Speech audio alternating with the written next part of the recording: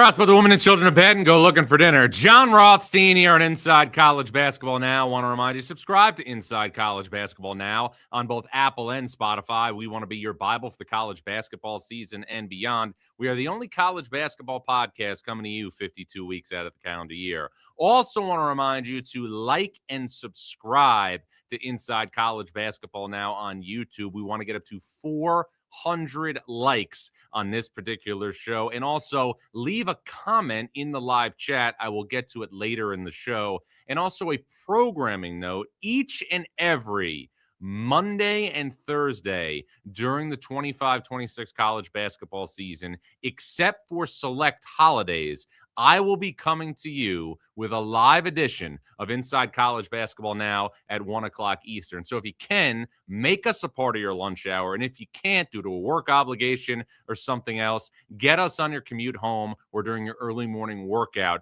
on both Apple and Spotify. We need an army with us for each and every show when we do Inside College Basketball Now. And we need you to be all you can be. And in addition to those live shows, on Mondays and Thursdays, Inside College Basketball Now will be bringing you additional episodes each and every week with some of the biggest and best names in the sport. Now, it's been a crazy week in college basketball, especially over the last 48 hours. So as always, we start with three big things. And the first thing we're going to start with is that Kentucky survived at LSU by the slimmest of margins, thanks to Malachi Moreno on Wednesday night in Baton Rouge. But the Cats' NCAA tournament chances without Jaland Lowe, who Mark Pope announced this week is out for the remainder of the season due to shoulder surgery, seem a bit cloudy as of today. Now, credit to Kentucky for winning this game. Credit to Kentucky for coming back and finding a way to win on a night where it seemed like everything was going in the way of the opponent. And if you're going to play 30 to 35 regular season games over the course of a college basketball season, that is something that is going to happen. But I'll say this. Once I got the word on Wednesday afternoon that De'Don Thomas was again going to miss the game for LSU. De'Don Thomas is LSU's best player. It's starting point guard. He's an all-SEC player. I said to myself, this is a game that Kentucky should win, and Kentucky should win by double digits. Now, I firmly understand that Kentucky's season has been bumpy and inconsistent due to injuries, one at the most important position of the floor on Jaland Lowe, but also another to Jaden Quaintance, who is dealing with knee swelling. He didn't play again last night. He obviously made a major impact against St. John's in December. His production's been a little bit sporadic, obviously, when he's been on the floor. He's coming off ACL surgery. But if you are the University of Kentucky and all we are hearing about throughout the course of the offseason is the depth this team has, is the talent this team has, what I am going to say is this, and I am somebody who did not have Kentucky in my top 10 to start the season.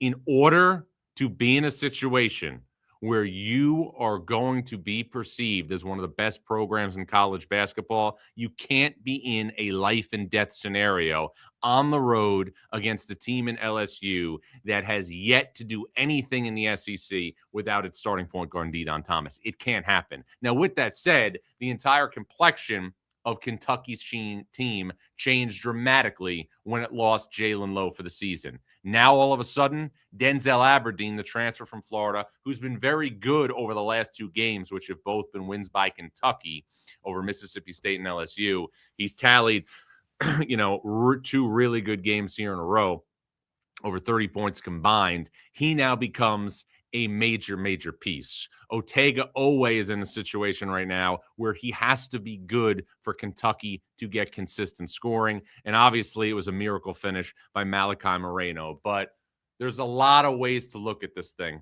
for a Kentucky team that is right now 11-6 and is going to have 14 regular season games remaining, 15 guaranteed games when you consider one SEC tournament game. Because of the caliber of competition that Kentucky is going to play moving forward and has already played, this team could obviously enter the tournament with double-digit losses and still be a decent seed in the bracket. Remember, Kentucky last year entered the NCAA tournament as a 3 seed and was 22-11 on Selection Sunday. That Kentucky team, though the big difference, had non-conference wins over Gonzaga and Duke prior to the start of SEC play. But the one thing that we're going to have to really, really monitor moving forward, and every game is going to be really, really difficult in the SEC. To me, it's an 8 or 9 bid league. But one thing we're going to have to really, really monitor moving forward when it comes to Kentucky is that for Kentucky to be in a situation where it plays in the NCAA tournament, it's going to have to navigate some treacherous opportunities on the road, because this is what's remaining for the Wildcats on the road in SEC play.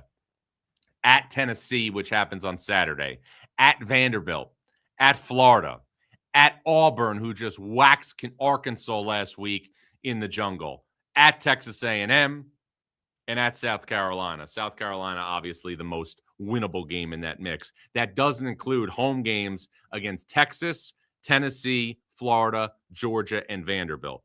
So right there, if you're looking at 14 games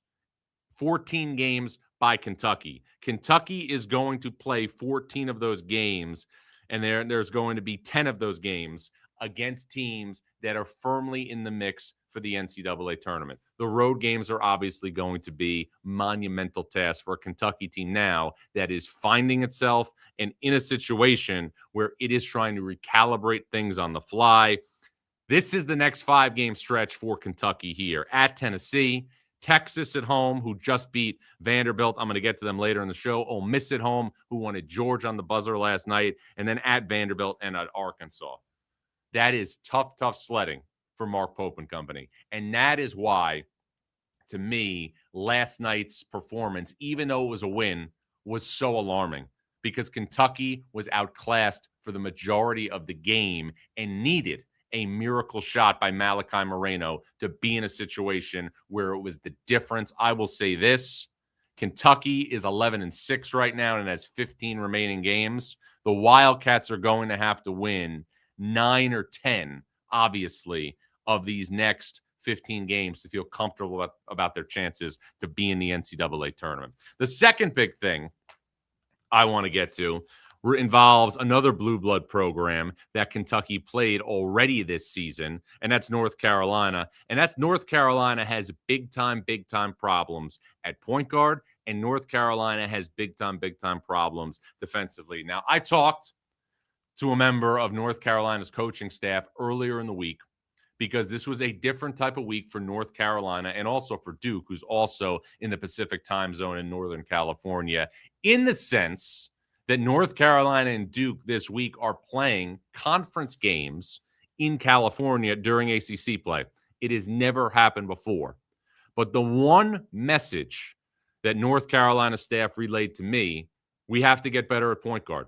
We have to be better shooting the basketball on offense. We have 2 good shooters in Kyan Evans and Derek Dixon. And we also have to do a better job taking away the 3 and being better defensively. None of that happened on Wednesday night against Stanford. And I wrote earlier this week in the Breakfast Buffet, a daily newsletter column, which I pen each and every single day during the college basketball season, that this could be a really big week for Stanford freshman Ibuka Okori. And we saw that again come to fruition at a level that I didn't even anticipate. He torched Carolina for 36 and 9 assists. He torched Carolina ridiculously from 3. Stanford in the game made 16 shots from long distance, and Stanford was also playing without Chisom Agpara, who's obviously a key piece for them up front, who initially began his career at Harvard. But nonetheless, North Carolina has now been literally an all-you-can-eat buffet for opposing point guards in the last couple of weeks. In North Carolina's last 3 games, the Tar Heels are giving up an average of 92 points per game. And this has been the production from the point guards in those 3 games. Against SMU, Boopie Miller went for 27 and 12 assists. Against Wake Forest, which North Carolina won on Saturday in Chapel Hill, Nate Calmes had 28 and 9 assists. And as I mentioned, last night against Stanford, Ibuka Okori went for 36 and 9 assists. That means that the last 3 point guards that have played North Carolina, Abuko Corey, Nate Calmes, and also Boopy Miller, are averaging 30 points and 10 assists. These are video game-like numbers for teams that are playing the Tar Heels at point guard. And what's North Carolina getting? From Kyan Evans and Derek Dixon, these two players are averaging 5.6 points per game and 4 assists per game. That is not going to be enough for North Carolina to not just be one of the best teams in the ACC, but to go into the NCAA tournament with a chance to be a force in the bracket. And the ironic thing to me is this. Anytime I think about North Carolina basketball over the last 25 years, I think about one position defining the program, and that's the point guard spot. 2005, Ray Felton, Roy Williams' first national championship. 2009, Ty Lawson, Roy Williams' second national championship. After that, I think about Kendall Marshall and what he did as a table setter for North Carolina. Those teams never played in a Final Four, but went to the Elite Eight in 2011, went to the Elite Eight in 2012. And then I think about guys like Joel Berry and Marcus Page and R.J. Davis and Caleb Love, who obviously was a part of that Final Four team in 2022. And right now, unequivocally, the weak point of North Carolina's team is at the position that has defined this program over the last 25 or so years. And here's the difference. We are in a scenario right now where the ACC deserves major credit for turning around the national perception of this conference. But now, as I sit here on January 15th, one thing is clear to me. We've got Duke at the top, and after that, we got a smorgasbord. And I wake up and I ask myself in the morning, who is the second best team in the ACC? There is not a clear-cut answer. North Carolina obviously is going to be in the conversation, but has struggled. You could make a case for Clemson, who, again, is not the sexiest team out there. It's not the most stylistically fun team to watch, but Clemson under Brad Brownell always seems to find a way over the last couple of years, and Clemson has never been to 3 straight NCAA tournaments under Brad Brownell. That could happen this season. Miami and Jay Lucas have done a great job in their first season together. Virginia is a team I am looking very closely at because the Cavaliers have 2 of everything. They're Noah's Ark. Louisville, with this whole Michael Brown situation, has obviously been a shell of itself without Michael Brown. I'm going to get to this later in the show as well. Louisville is 3-4. Louisville lost to Virginia earlier in the week at home. But then beyond that, the SMU situation is interesting. And SMU on Wednesday night got one of the great finishes that I have seen in all my years covering college basketball when Boopy Miller went with his weak hand and took a half-court shot. It was a phenomenal finish over Virginia Tech. But Virginia Tech's also better. You can't forget about NC State and Will Wade. The SEC has the requisites, in my opinion, to get 7 or 9 teams into the NCAA tournament, but we just don't know who that second team is going to be behind Duke, who, again, continues to separate itself from the pack. Won at Cal on Wednesday night, and then obviously will go across the bay to Palo Alto on Saturday to play Stanford, who, again, has a burgeoning star in Abuko Corey. And shouts to Kyle Smith for the job he is doing at Stanford. Stanford has already won at Virginia Tech, beaten North Carolina and Louisville at home, and won a game on a neutral court against St. Louis. Stanford has a chance to go to the NCAA tournament here in 2026. But the team it beat on Wednesday night, North Carolina, needs to answer some major questions at point guard and also defensively. And I'm going to say it one more time before I switch topics. North Carolina, in its last 3 games, is giving up an average of 92 points per game. And North Carolina has faced 3 point guards in the last week and a half. Abuko Corey, Nate Calmes, and Boopy Miller. Those 3 players are averaging 30.3 points and 10 assists during that 3-game span. Caleb Wilson, Henry Vessar, Great players up front, the best 4 or 5 in the sport. Seth Trimble, an all ACC guard. But the Tar Heels need somebody at the point of attack. Now, Texas basketball is not North Carolina, but the Longhorns have been one of the most consistent teams in the sport for a good while now. And last spring, Chris Del Conte made the decision to part ways with Rodney Terry, who did a very good job at Texas, took over for Chris Beard in the middle of the season, led the Longhorns to the Elite Eight. The next season, he led the Longhorns to the round of 32, lost a close game to Tennessee.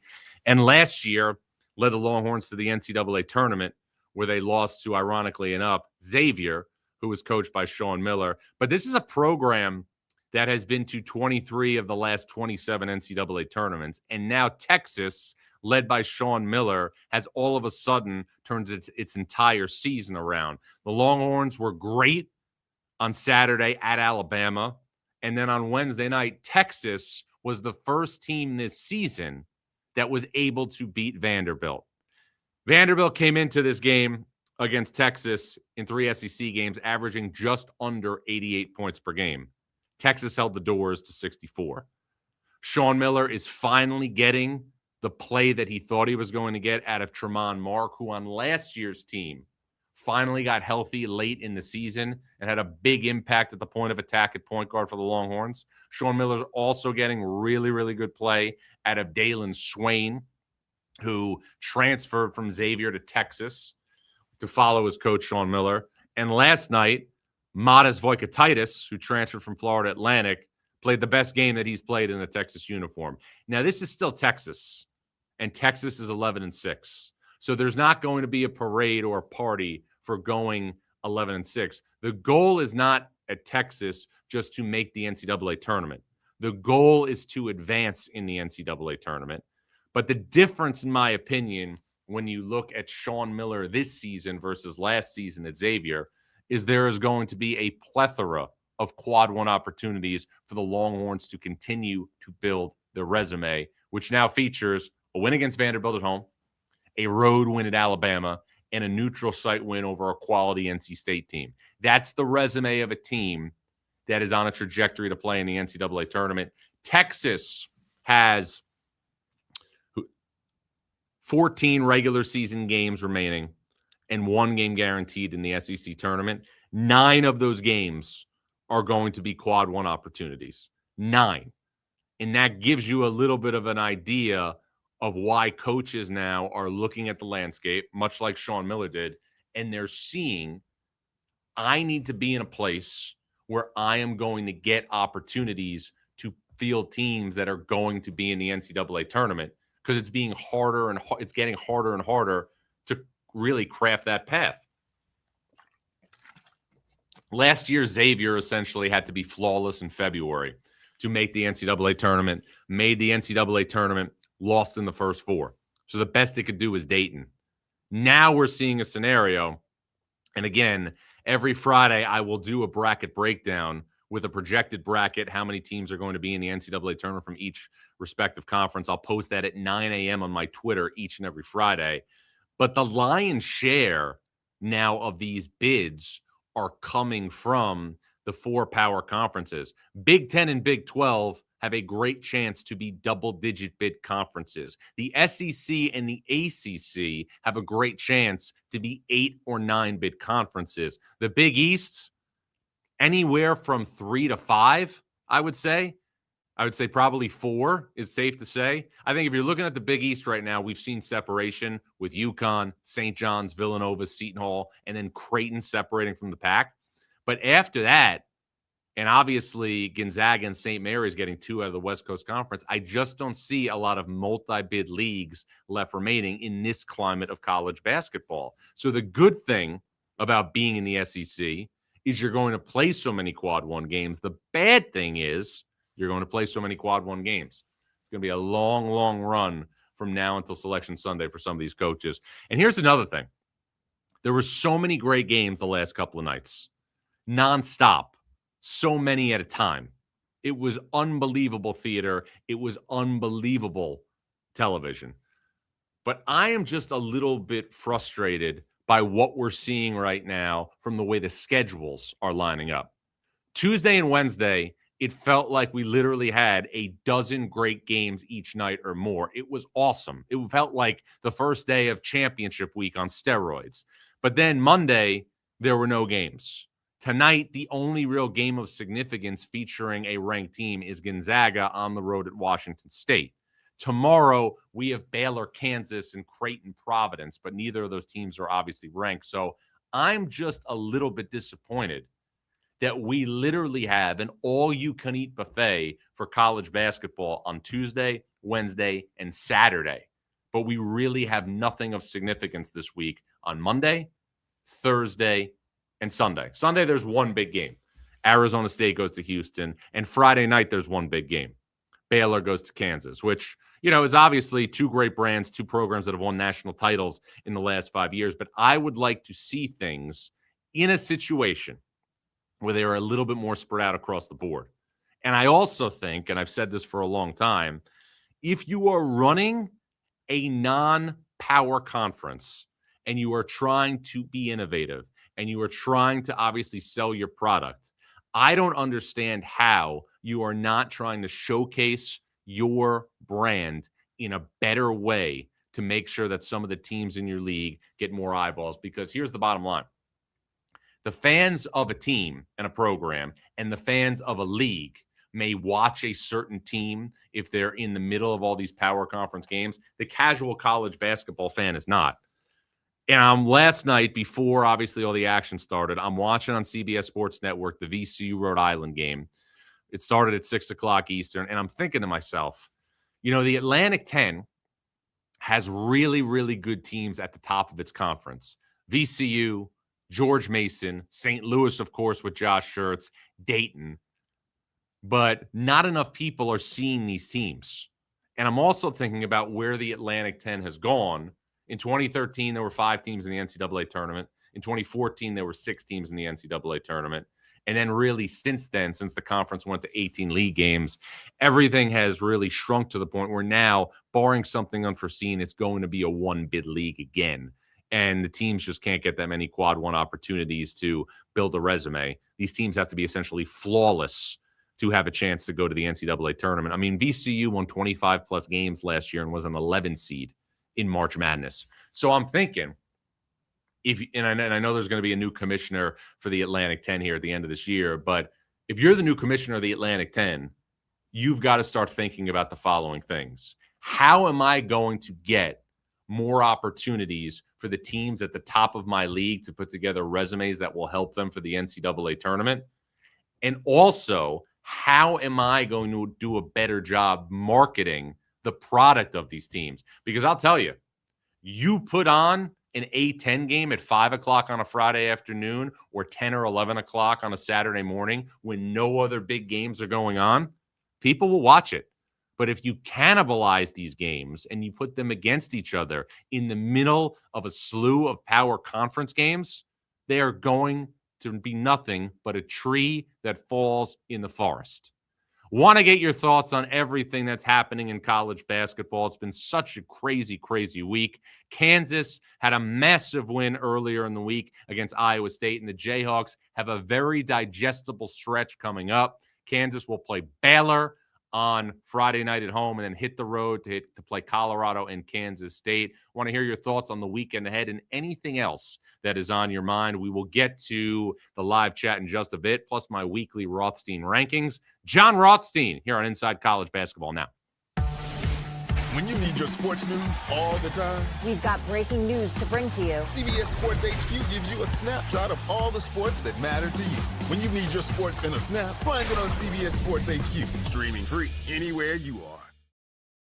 All right, Jon Rothstein back here on Inside College Basketball Now. Time now for my weekly Rothstein rankings. And today's topics, 5 teams who got their season back in the last week. These are in no particular order. I want to start with Wisconsin. Wisconsin was a team, obviously, that went to Michigan last Saturday on CBS, had the win of the year by beating the Wolverines in Ann Arbor. Wisconsin now all of a sudden has stacked several victories in a row, UCLA, Michigan, and then got a buzzer beater on the road at Minnesota the other night, thanks to John Blackwell. Wisconsin now, to me, firmly in the field as of today in the NCAA tournament. Texas, I mentioned, obviously, in our last block. Texas was in a situation where it was blown out last week at Tennessee, struggling at 9-6, but Sean Miller over the last 5 days has added 2 quad one victories for Texas, for the Longhorns. Texas still is going to have a difficult run in the SEC, starting with Saturday's game against Texas A&M. The third team is going to be St. John's. St. John's made a lineup switch about a week and a half ago. Rick Pitino inserted Dylan Mitchell into the starting lineup for the Red Storm. And now all of a sudden, Rick Pitino has at his disposal one of the great glue guys in college basketball. During St. John's current 3-game winning streak, Dylan Mitchell is averaging 7 points, 8 rebounds, 4 assists in 27 minutes. The Red Storm now all of a sudden look like they have something that they didn't have early in the season. That's chemistry. The fourth team, Missouri. Dennis Gates said in December that Missouri needed health after losing to Illinois by 40 a couple of days before Christmas. It needed good health. What are we seeing out of Missouri right now? Missouri gets back Trent Pierce. Missouri gets back Jaden Stone. And Missouri has a resume right now, which includes a road win at Kentucky and a home victory over Florida, as well as a home victory over Auburn. Missouri, to me, looks in a situation where it's on a trajectory to play in its third NCAA tournament in 4 years under Dennis Gates. Mark Mitchell having a heck of a season. And then we'll cap this off with another SEC team, and that is Texas A&M. Texas A&M is in its first season under Bucky McMillan, who did a great job at Samford, but lost one of its big-time players, Mackenzie Mgbako, who transferred from Indiana, to a season-ending injury. It has not inhibited the Aggies, who went on the road, beat Auburn last week, got some air in its tires, almost beat Tennessee earlier in the week, lost in double overtime in Knoxville. But Texas A&M, to me, looks like a bubble team in year one under Bucky McMillan. But those are 5 teams that got their seasons back. Want to now get to you in the live chat. Leave a comment, and I will obviously get to it right away, as we want to hear from you, the college basketball fan. And this chat is bleeding with interest right now. Look at this. It's like traffic on July 4th right now on the New Jersey Turnpike. Okay. A lot of questions. TJ980I says, John, UConn and Arizona look like the best teams in the nation. It's hard to argue with that sentiment. That's the teams that I have ranked 1 and 2 right now in my daily rankings. Remember, Arizona beat UConn, but UConn didn't have Braylon Mullins or Tarris Reed when the Huskies played Arizona. More questions right now here in the chat. Jon Rothstein on Inside College Basketball Now. Jared Williams 8786 says, without Boopy Miller, SMU loses. Well, no doubt about it. But remember, Boopy Miller did not play when SMU went to Duke over the weekend. And SMU was very competitive with the Blue Devils at Cameron Indoor Stadium. SMU, to me, looks like an NCAA tournament team in year 2 under Andy Enfield. The Ponies have another big game this weekend when Virginia comes to Moody Coliseum. How about this? SMU went to the NCAA tournament out of the American Conference under both Tim Jankovich and Larry Brown, but has not gotten an at-large bid to March Madness since the early 1990s. That could change this year. More questions coming now. BBN Pug says, LSU is arguably the worst team in the SEC and took a miracle shot to beat them. Well, that's the reason for concern for the Kentucky fan today, that it took that Malachi Moreno, Christian Laettner type moment to beat a team, LSU, who could be one of the last teams to finish in the SEC or the second to last team to finish in the SEC without De'Don Thomas, who's an all-SEC point guard. It's only going to get tougher for Kentucky, starting with the game Saturday at Rocky Top against Tennessee. Keep taking your questions here. Let's see. Jared Williams, 8786, says Virginia Tech can't catch a break. No doubt about that. Virginia Tech has had agonizing loss after agonizing loss. The Obuko Corey shot was brutal last week at home against Stanford. But I'll say this. Boopy Miller's shot last night when SMU beat Virginia Tech was one of the most amazing buzzer beaters that I have seen in nearly 20 years of covering college basketball. And I'm going to tell you why. This was not a set shot. This was not a shot where somebody caught the ball also in a half-court situation, took a dribble and put it up. Boopy Miller got the ball on the run, dribbled with his offhand, his left hand, and then was not set when he shot, but managed to fling a shot up in the air and literally break the heart of every single Hokie fan. That was the most incredible shot I have seen in a long time to end a college basketball game. Let's get some more questions here before we keep it going. Jon Rothstein here on Inside College Basketball Now. A lot of Duke fans in the chat. A lot of frustrated Kentucky fans in the chat. No surprise there. Everybody's going at each other now. True Pilgrim 144K says, I hope my Virginia Cavaliers can keep winning. Well, I think Virginia now, if you're saying I had to make a statement and say who's the second best team in the ACC behind Duke, I think I would say Virginia. There is not necessarily a dominant star on Virginia, but I'm looking at a team where the whole is greater than the sum of the parts. And that's not to diminish any of the players on this team. But you look on this team, you don't see a Caleb Wilson. You look on this team, you don't see a Ryan Conwell. You look on this team, you definitely don't see a Cam Boozer. But Virginia, through European, obviously, connections of the staff and also the transfer portal, has put together a roster with two of everything, the Noah's Ark of the ACC. And I don't think Virginia is just a team that can make a push towards the top of the ACC. I think Virginia is a team that could be a dark horse to reach the second weekend of the NCAA tournament. But you know as well as I do, this is only January.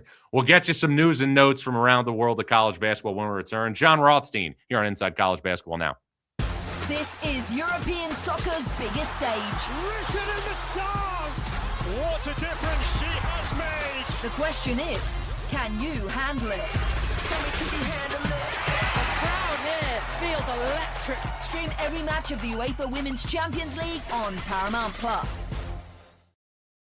All right, Jon Rothstein back here on Inside College Basketball Now. I want to remind you to subscribe to Inside College Basketball Now on both Apple and Spotify. We want to be your Bible for the college basketball season and beyond. We're the only college basketball podcast coming to you 52 weeks out of the calendar year. Also want to remind you to like and subscribe to Inside College Basketball Now on both Apple and Spotify. We want to be your Bible for the college basketball season and beyond. We are the only college basketball podcast coming to you 52 weeks out of the calendar year. And also a programming note, except for select holidays, we will be bringing you live editions of Inside College Basketball Now every Monday and Thursday during the college basketball season at 1 o'clock Eastern. So make us a part of your lunch hour. If you can't join us, be sure to get us on your commute home or during your early morning workout on both Apple and Spotify. We need an army with us each and every time we do Inside College Basketball Now, and we need you to be all you can be. And also, in addition to those live shows on Mondays and Thursdays,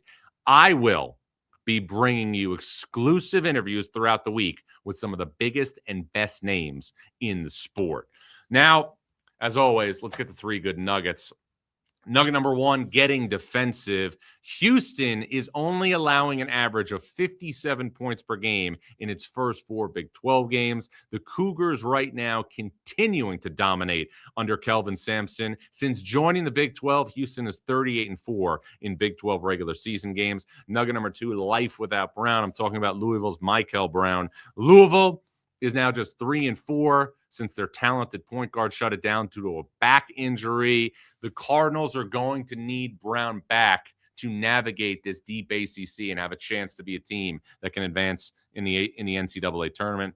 Nugget number three, Miracle and Moraga. This is a very off-the-radar college basketball junkie type nugget, but that's what we live for. St. Mary's, who's currently 17-2, is seeking its third straight outright West Coast Conference regular season title. The Gales have won a share of the last three, but St. Mary's has won the last two outright, not Gonzaga. 5 games to watch for the upcoming weekend.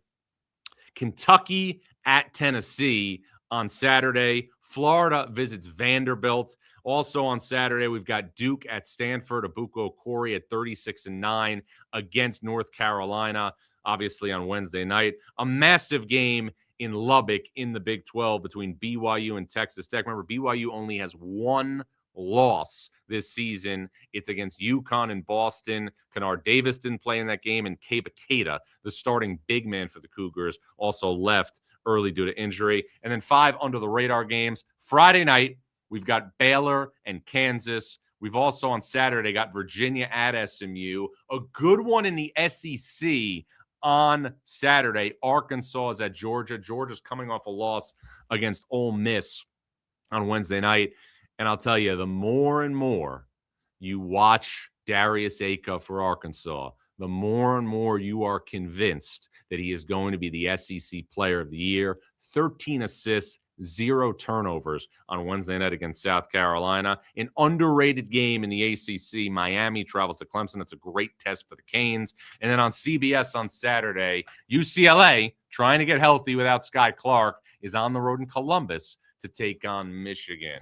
Want to, as always, encourage you to subscribe to Inside College Basketball Now on both Apple and Spotify, and also like and subscribe to this show on YouTube. We will be with you every Monday and Thursday at 1 o'clock Eastern, except for select holidays, and we will also be coming to you earlier next Monday, Martin Luther King Day, because in addition to this show, which I will be doing in the morning, stay tuned for a specific time to my social media, I'm going to be in studio on CBS Sports Network across the street. So Monday, we are going to go a little bit earlier, but we need an army with us for each and every show on Inside College Basketball Now, and we need you to be all you can be. I'm Jon Rothstein reminding you this is only January. And remember, we sleep in May.